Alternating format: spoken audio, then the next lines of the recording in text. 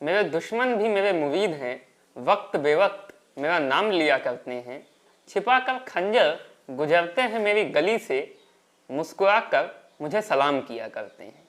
ये दुश्मनी चीज़ ही ऐसी है, आप जिसे अपना दुश्मन मानते हैं उसे आप नापसंद करते हैं, पर चाह कर भी उसे भूल नहीं पाते हैं। अपने दुश्मन को जलाने और उसे नीचा दिखाने का कोई मौका नहीं छोड़ते हैं। तो चलिए आज आपको मैं एक दुश्मनी की कहानी सुनाता हूँ, और वो भी बॉलीवुड की। आपने सलीम जावेद का नाम तो सुना होगा। बॉलीवुड के स्टोरी राइटर्स की जो पंक्ति है सलीम जावेद, उसमें आपको सबसे आगे खड़े दिखाई देंगे। सलीम जावेद जैसा स्टोरी राइटर बॉलीवुड में आज तक दूसरा नहीं हुआ है। अमिताभ बच्चन को सदी का महानायक कहा जाता है, लेकिन अमिताभ बच्चन को सदी का महानायक बनाने वाली फिल्में सलीम जावेद ने लिखी हैं। फिर चाहे वो जंजीर के एंग्री यंग मैन हो, शोले के जय हों, दीवार के नास्तिकों के नेता हों, या याराना के यार हों। एक टाइम था जब सलीम जावेद अगर किसी फिल्म को लिखने से मना कर देते थे तो उस फिल्म का रेट बढ़ जाता था। सलीम जावेद को ज़्यादा पैसे ऑफर होते थे। अगर 10 लाख है तो 30 लाख हो जाता था कि अब ज़्यादा पैसे ले लीजिए पर कहानी आप ही लिख दीजिए। जब सलीम जावेद का कैरियर उनके टॉप फेज की तरफ जा रहा था, तभी एक नए युवा एक्टर का सितारा भी बुलंदियों की ओर बढ़ रहा था। इस नए युवा एक्टर का नाम था ऋषि कपूर, कपूर खानदान का सबसे युवा चेहरा। और कैरियर के एक मुकाम पर सलीम जावेद और ऋषि कपूर की टक्कर हुई, और एक नहीं 3 टक्करें हुई, और इन तीनों टक्करों की आवाज़ को पूरे बॉलीवुड ने सुना, और आज आप भी सुनेंगे। तो चलिए दोस्तों, आपको इन टक्करों की आवाज़ सुनाना शुरू करता हूँ। मेरा नाम शरद, आप देख रहे हैं KBK यानी किस्से बॉलीवुड के, जहाँ मैं आपको बॉलीवुड के किस्से कहानियों से रूबरू कराता हूँ।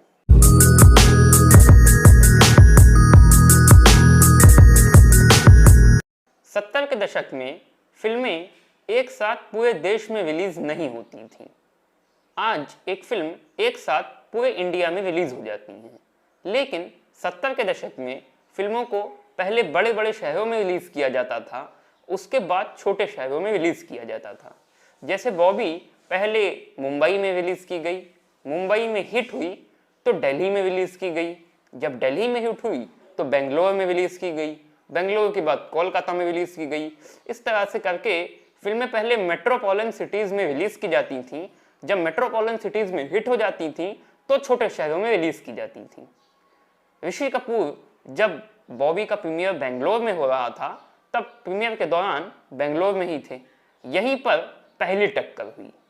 ऋषि कपूर ने सुना कि बेंगलोर से कुछ किलोमीटर दूर शोले नाम की एक फिल्म की शूटिंग हो रही है, और शोले का पूरा क्रू बेंगलोर के मशहूर होटल इंटरनेशनल होटल में ठहरा हुआ है। इंटरनेशनल होटल में एक मशहूर नाइट क्लब भी था, जिसमें हर रात एक फेमस सिंगर कॉन्सर्ट करता था।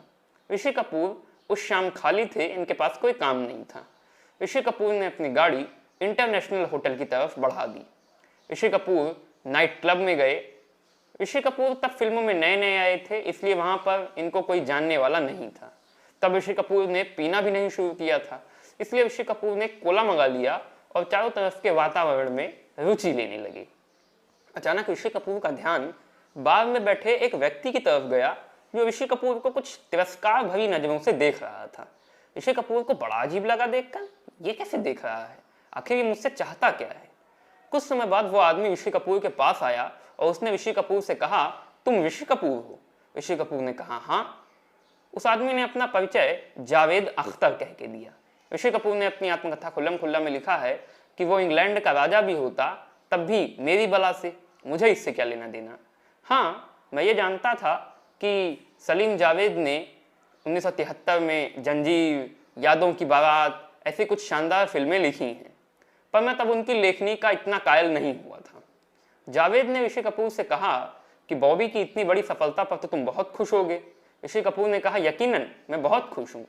जावेद ने ऋषि कपूर से कहा, मुबारक हो, बॉबी बहुत कमाल की है, लेकिन याद रखिए आज 1973 का साल है।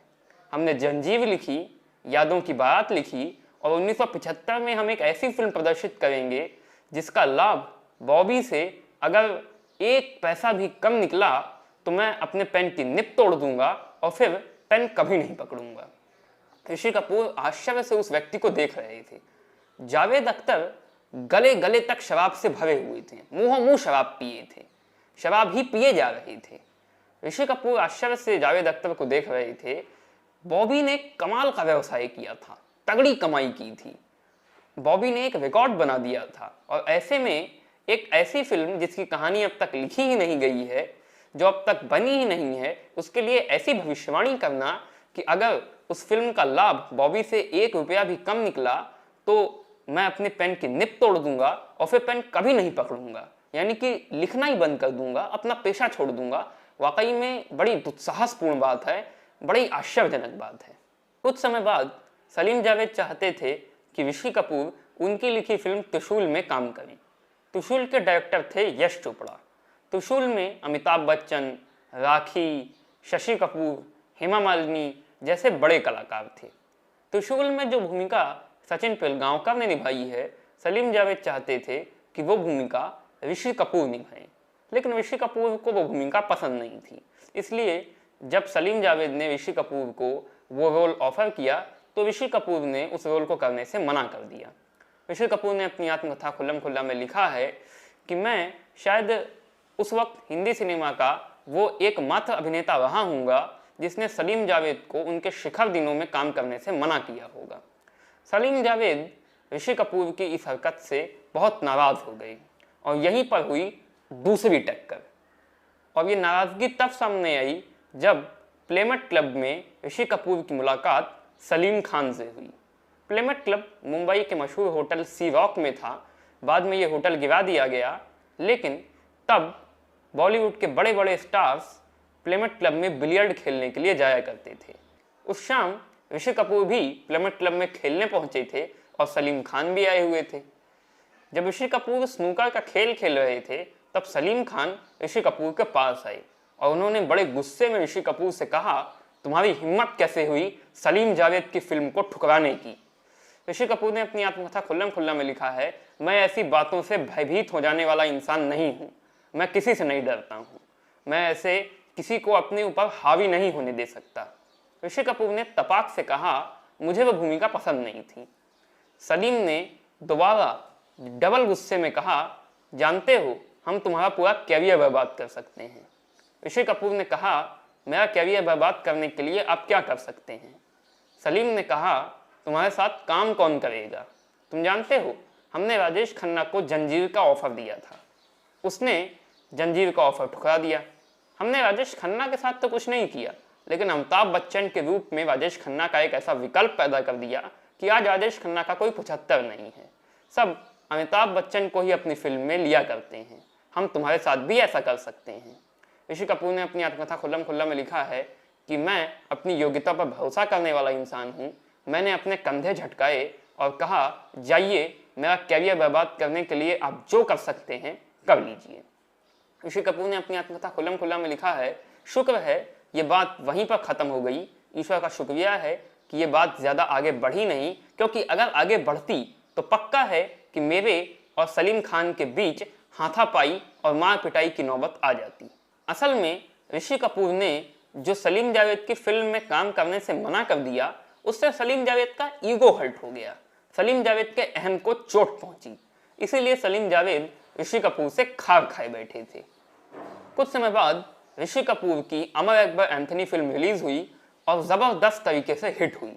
टिकट खिड़की पर कमाई के सारे रिकॉर्ड तोड़ दिए और सलीम जावेद की लिखी फिल्म ईमान धर्म बुरी तरह से फ्लॉप हो गई, और वो भी तब जब उसमें अमिताभ बच्चन, शशि कपूर, संजीव कुमार जैसे बड़े एक्टर्स थे।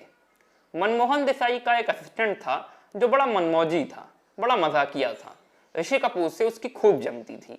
उसने ऋषि कपूर से कहा कि यार साला जावेद सबकी बजाता है, चलो हम भी ईमान धर्म की चर्चा करके उसका मजा लेते हैं।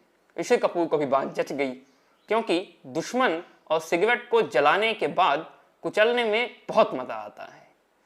ऋषि कपूर को भी अपनी पुरानी बेइज्जती का बदला लेना था, इसीलिए ऋषि कपूर और वो असिस्टेंट जावेद अख्तर के घर की तरफ निकल पड़े।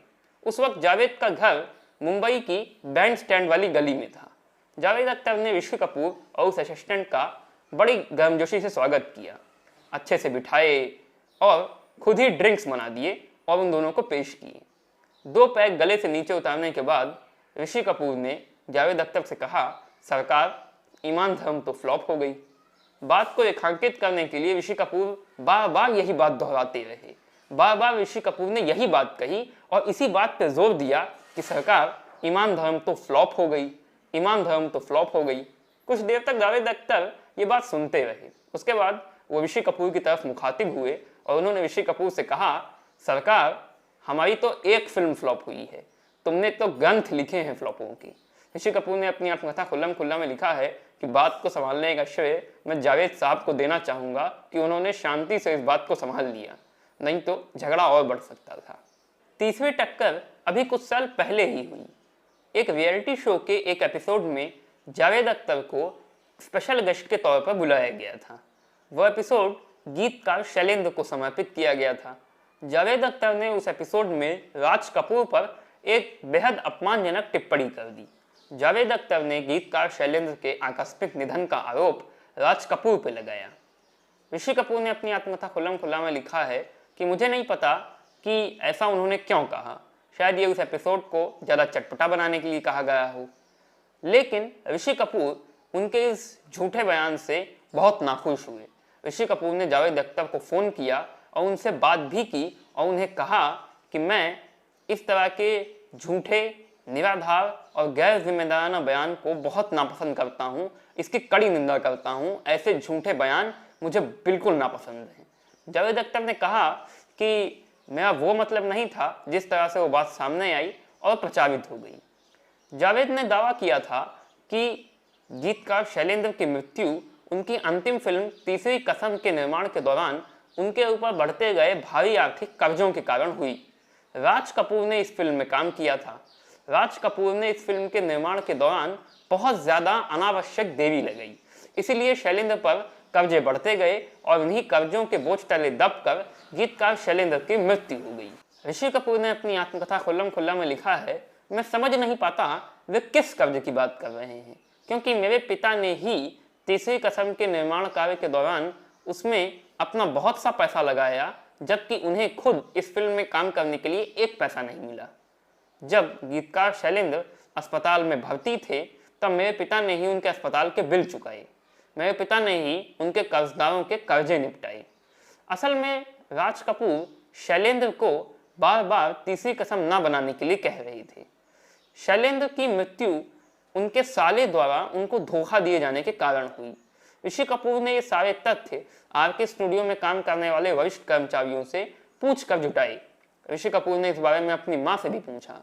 ऋषि कपूर ने हर उस व्यक्ति से पूछताछ की जो उस वक्त इस घटना को जानता था, उस वक्त इस कार्य से जुड़ा था।